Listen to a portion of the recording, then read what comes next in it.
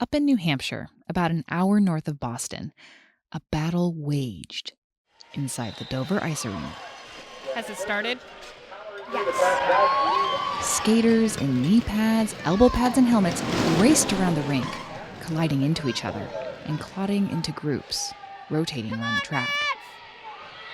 Occasionally, a skater breaks free and jams ahead to score points. Mads has made her way around the pack, and she's going to try to go as fast as she can to get back to the pack to score more points.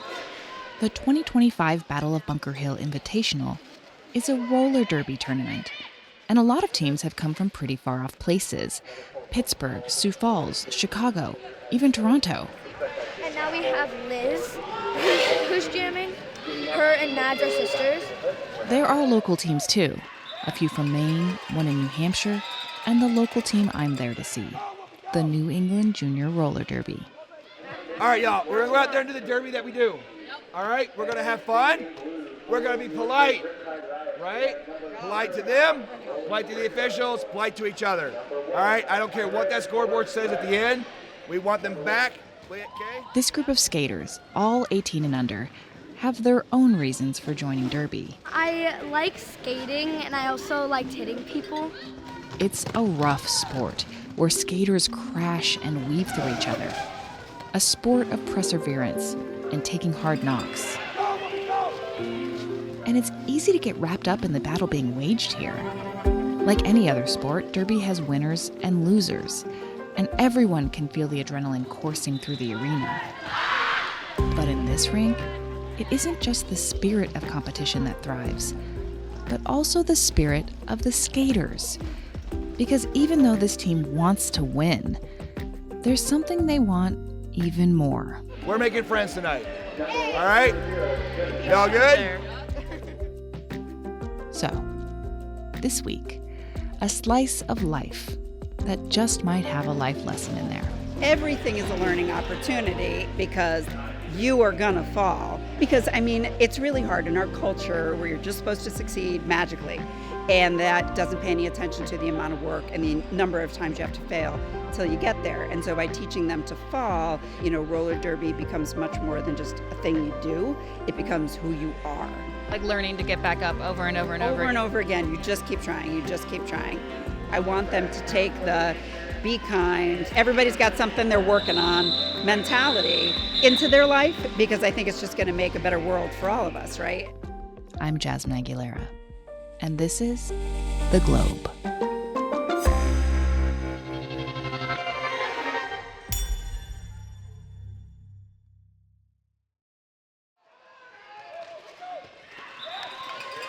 So the way that I usually describe it to people, it's like NASCAR, but with people. This is Sarah Wells, also known as Coach Risky Bismuth. And she got her derby name because she's a metallurgist who makes jewelry out of bismuth. I asked Coach Risky to explain the game to me from the sidelines. So there's two 30-minute halves, and each jam can go up to 2 minutes. So the first jammer... I have to admit, it took me a second to register the rules with all the new lingo I learned. So you have your jammers and you have your blockers, and the way that you score points is by lapping the opponent team's blockers. So you have to get out once, that's called your initial pass. Picture an oval track, sort of like a running track, but smaller and inside a roller rink. Skaters position themselves inside that track, and each team's jammers must make one initial loop around everyone at the start. And then once you're on your initial pass, then you score a point for every blocker that you pass. And of course, blockers are there to block.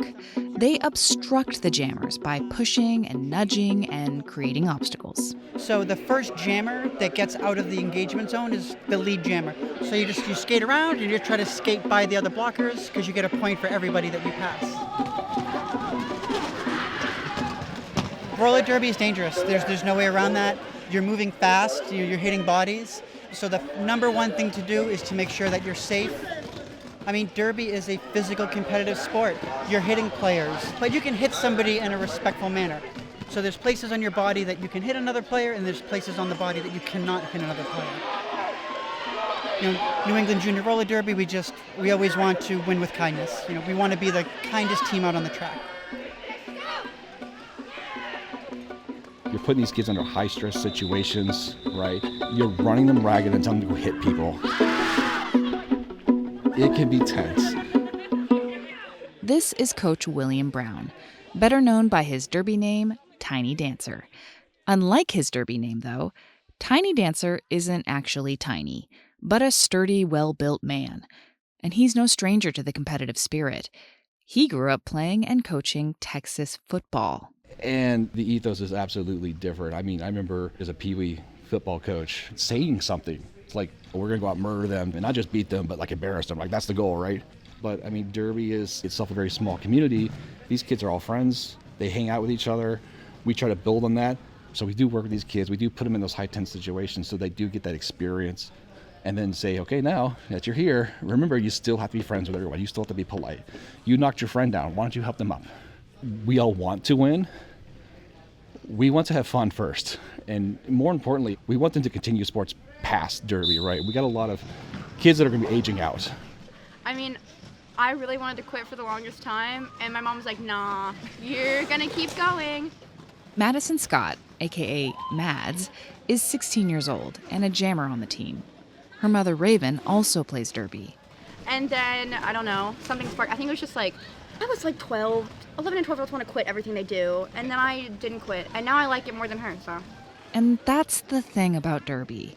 Because the learning curve is so high and the gameplay is so physical, sticking with it, especially for younger kids, is a really hard emotional lesson to learn.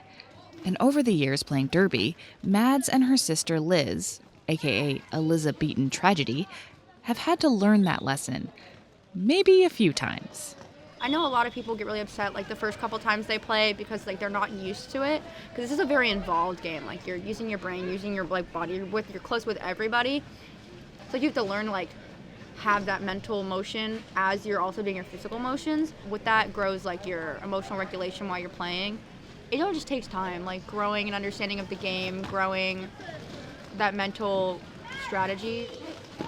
In the moment, it's like you don't really think of the strategy. You just kind of, your body's so used to doing it, you just like do it.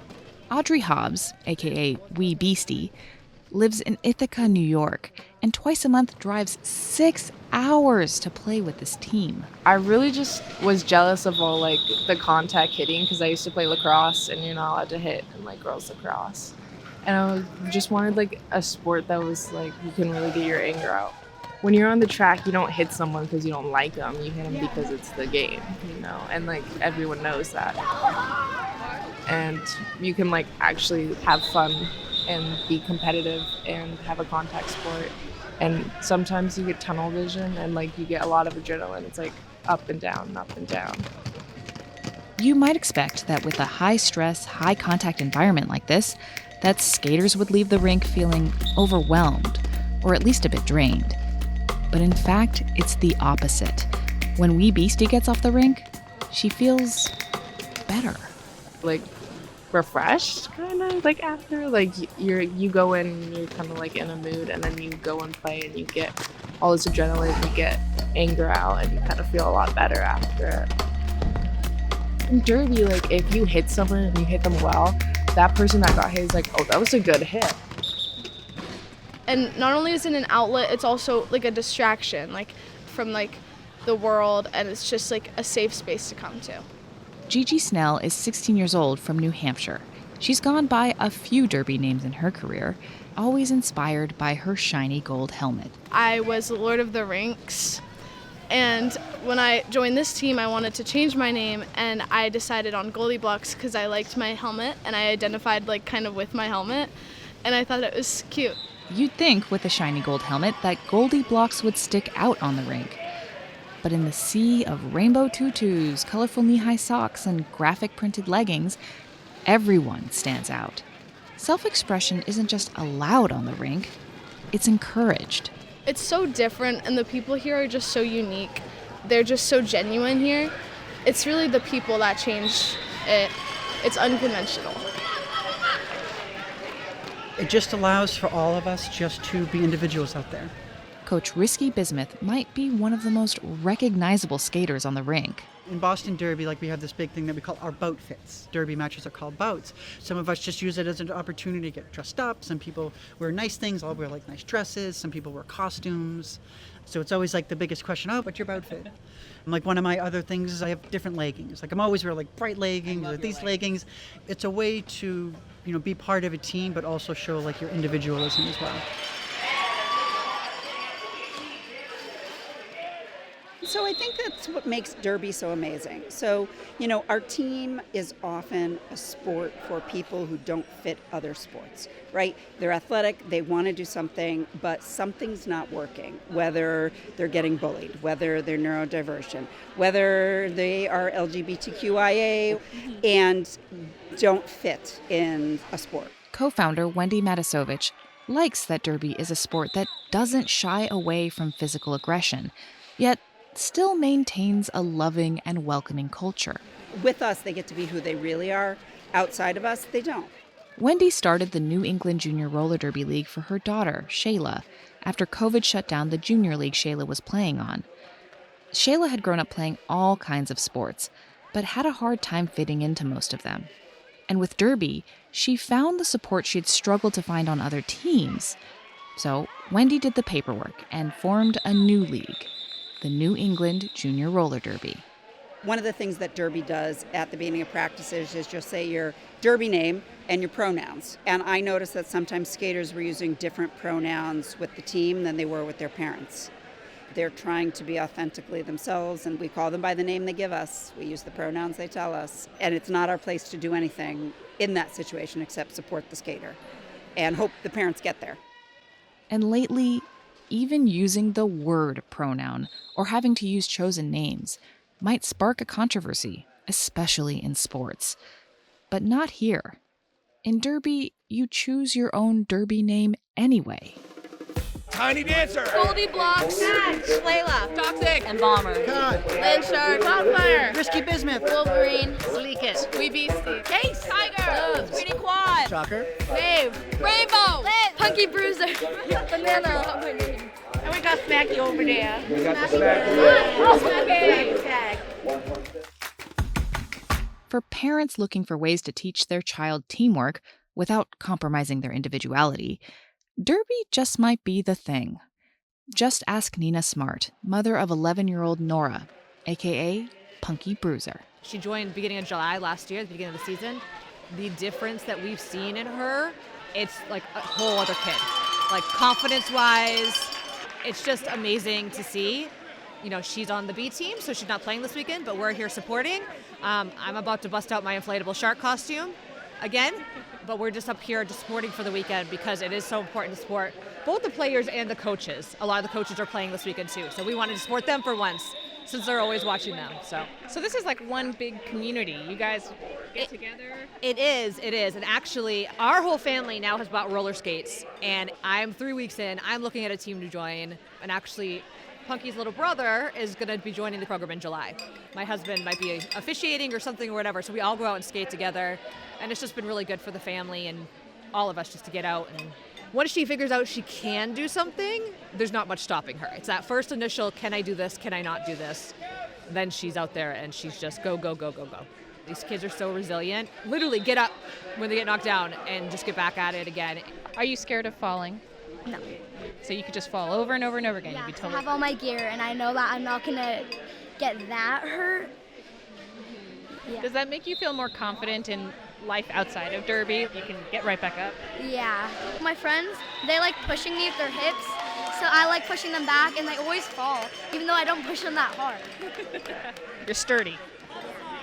What were you like before Derby, would you say? Like, were you shy or? Yeah. I was really shy. Yeah. What changed? The people in Derby, they are very confident in who they are, and they don't really care, so they don't care if they get judged, so. So you don't care. Yeah. That's awesome. And the role models she has, both the players and the coaches, are just the people we want her around and what we want for our kids. Now for, our 8-year-old too. And then to the Derby community in general.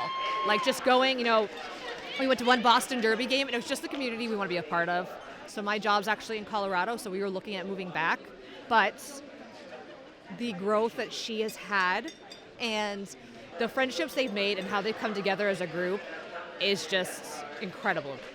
So spend a little bit more money on a house. Our commute might be a little bit bigger, but we're definitely, wanting to stay involved with the community for the long haul. I mean, she's 11, so she's got 7 more years with New England, and then she could pick where she wants to go. So What's the cowbell for? Well, our people on our team really like noise, and it makes them feel like more energy and more like excited. So we ring these cowbells, and it makes them feel more motivated and stuff, and it makes them feel like they're doing a good job. Toxic and Kai are really good at catching them. If they're about to get by, they go and get them. In a way, this team sounds more like a support group than a sports team. It's very come as you are. There are no gender requirements or weight divisions, no controversies about trans athletes. The point is, be yourself, whoever that is. But don't assume that the inclusive and welcoming nature means that there are no conflicts or clashes. Roller derby is a triumph of opposites: aggression on the rink and kindness in the heart. And finding the balance between those poles is not easy. After the break, we'll hear from Mads and Elizabeatin Tragedy again, 2 of the team's lead jammers, and some of the more competitive players on the team, on how they find that balance. There's 2 different kinds of being known in the derby world. You're known for being the best, having the best players, being super competitive. And then you're known for being nice, you're known for being inclusive, you're known for your community and how playing against you is, not just if you're going to lose or not, but is it going to be fun playing you? Balancing those, that's what makes it sort of easy and hard to be competitive and inclusive at the same time. Would you guys consider yourselves competitive? Yes. A little bit. Yeah. Just a tad. Maybe just a little wee bit. So how does that work with, it's not just about winning, it's also about making friends. So how does your competitive spirit work in that scenario? We clash a lot. They're you should be inclusive, and we're but winning. Yeah, it's a fine line. I mean, when the whistle blows and we're playing, it's competitive and we're doing our best to win and do whatever. But in between whistle blows, we're talking on the jam line, and I think you have to find the line between being inclusive and being competitive, because there's a crazy sense of community in derby, but also as you get higher, I think it's more competitive. But you're not mean, right? And you're in a nice you're hesitating. Why? When you get frustrated, you get mean. Yeah, and you have to learn to let it roll off your back. I don't know. No matter what you do, there's teams who let their frustration rule them, and also, they get mean, and they get mean fast. They get mean, and they try to push buttons, and that's their whole thing. And then it frustrates you because you're trying to play a nice game, and you're just hearing all this talk. And if you don't know how to let it wash over you, and any sports, some teams play dirty, and it really frustrates a team. A lot of us let it get under our skin because we're trying to play good derby, and then all of a sudden we're getting thrown illegal hits at, we're getting hit in the face, and they're calling us not nice things. It's when teenagers learn to swear, they're just saying every single curse word in the book. It's that. I mean, guys, we have moments where we get hot and we yell or we do something that we're not supposed to do. But I mean, the self-policing, I feel it's just the biggest part of it, and that's with any sport. You have to learn have that mindset. Yeah. Do you have that mindset? Oh, I try. It's hard. So our coaches like to say that we're playing 2 games. Mental and physical. You gotta lock in. I'm mimicking Shocker. That is literally what Coach Shocker says to us. You guys gotta lock in. This is a mental game. This one is more mental than it is physical. We'll be in the locker room and he's all right, guys, we're about to play this game. Don't let them get to you. Mental game. Keep your mental game up. We gotta lock in. Go hard. Do you feel like you have some mental muscle now? If somebody comes at you sideways, you can hold it? Oh yeah, I feel a lot of our games towards the beginning of our time with New England were really rough, and we got really emotional, and we were oh my god, this is awful. Cut to compilation of our skaters crying on the bench. Oh, I can tell. I know exactly what game you're referencing. I know. And then, but I feel now we've gotten a lot better at managing emotions, regulating, making sure we're not playing overly emotional. I mean, we're still putting emotion into it for sure because like kind of have to, but in California this year was a really good example of us. We were up against some rough teams and we had to like lock in. Like we had like this moment as a team, and minus our coaches, our captain, she was like, hey, so this team, they're really getting to us and I can tell it. They're just not playing cleanly and they're not playing nice. So we can lock in, we can do this, and we can play how we play nice, let all their stuff roll off of us and just go back to playing how we play, or we can lose a bad game. It was a hype speech and we all got kind of locked in and we went back, we played better, we played stronger, we played together. We still lost. We lost with dignity, I like to say. We counted it as a win. You won the mental game. We definitely beat some people in a mental game. No, you can check the live stream for that. It's honestly emotional regulation. Like some people don't learn that ever, and you can tell. So do you think like since your mom plays derby and probably also has to get that mental game, does that improve your relationship with her? Like, yeah, I think for sure. Like, if you raise your voice in any way, the conversation's over in our house. You gotta take 20 minutes before you can come back, and then if you raise your voice again, 20 minutes, come back. Yeah, we gotta regroup. It makes it kind of frustrating to have a conversation, but like, it's really much needed. Like, you feel like you're better at that now with the derby stuff? I'm definitely better at doing those kind of conversations. I still get heated easier than I do on the track because this is my house. I feel safer there. But it is much easier to have a conversation and like express my thoughts. For 18-year-old Shayla Hennigan, aka Slayla, derby has also shown her how to emotionally grow. But that emotional lesson came with some pretty physical tests. When I started playing roller derby, I mean, I had figure skated and I'd rollerbladed, but I never put on a pair of quad skates. So my first practice was rough because I spent most of it falling on the floor and you kind of get knocked around. It can be like scary going into it. So I'd skate around for like 5-10 minutes and then I'd go sit in the middle of the track and like not participate in practice because I was exhausted. I was out of breath. I was tired. I kept trying and trying and trying, but it was to the point where like one coach needed to be with me like the whole time because I like couldn't stand on my skate and I kind of felt embarrassed because I was like, I'm skating really badly. But every time the coach would come over and she would go like, are you hurt? Are you okay? And I'd go, yeah, I'm okay. I'm just sitting and taking a break. And she would go, okay, well, join us when you can. And it was that like really flipped a switch for me because I was like, join us when you can. Like you're leaving it up to me to decide whether to engage or not to engage. Having that kind of independency in how I want to go about this was really helpful. But I mean, that's one of the great things is you can't really be roller derby without the inclusivity. When I was younger, I did soccer and figure skating and dance and gymnastics and like so many things all at the same time. So I was definitely an athlete still, but I never got like super close to my teammates because I felt there was too much of a disconnect. And I struggled in school, not necessarily academically, but socially. And if you're a little bit different or a little bit weird, everyone kind of looks at you and you become kind of a target to a lot of people.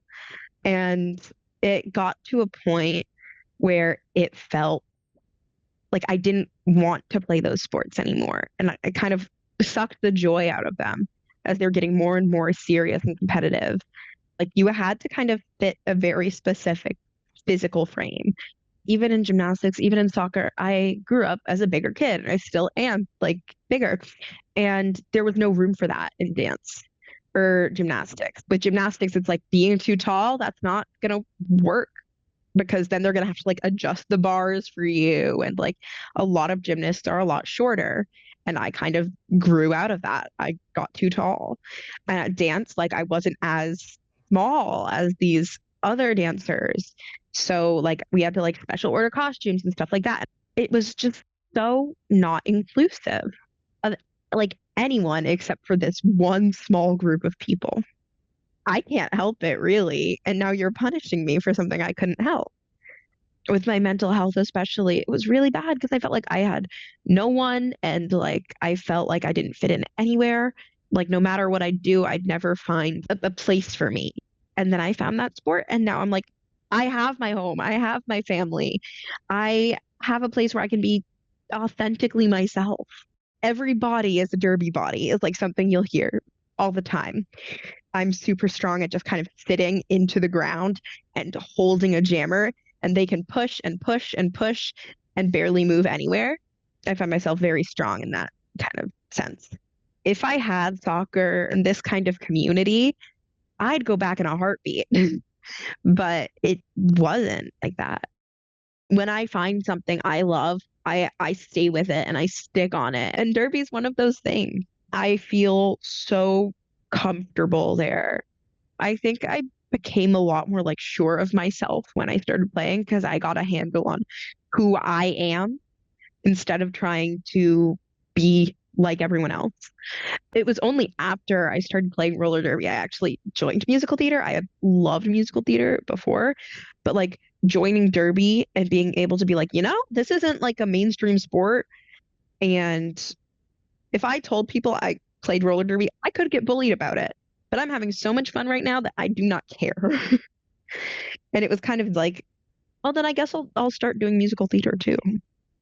I don't have to follow the kind of stereotypical normalized path. I have to say, as a person who joins a lot of clubs and sports and then leaves them because of the overly toxic competitive vibes, derby seems different, even in this arena.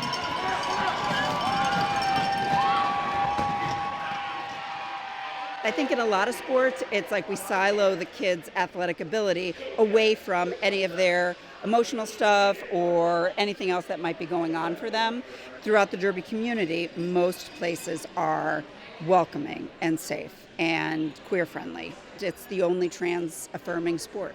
Our coaches are amazing. Like, I don't know how many times I have just been so moved by seeing them, and I know it's working because as the momager, I don't coach, but I manage all the pieces of the league, including the onboarding of skaters. And I have to say, it is probably once a week at practice, some parent will come up to me with tears in their eyes and say, "I'm so grateful we found you." And I'm like, I'm glad you did too. And part of it is because their kids have the same story my kid did. They don't fit in. They're a little bit unique in some way, and they don't have a community. And we take all of those beautiful people and we say, we are now your family. And for better or worse, we're here for you. And, and it's like, I don't know of another sport that does that. I mean, we don't do therapy. We're not like a group like that, but we are a soft, kind place that also hits each other. Derby may not be for everyone, but every sport could probably benefit from a little bit of that derby spirit. Because at the end of the day, the reason we all come together to compete against each other in the first place is to connect with others, teammates and opponents, to perform and learn and improve ourselves, and most importantly, to play. And isn't that for everyone? 3, 2, 1, region, 1 team, 1 track, really terrified! If you'd like to learn more about the New England Junior Roller Derby team, check out globe.com, where we will have a beautiful multimedia feature of the team with pictures and sound. A link will be in the show notes.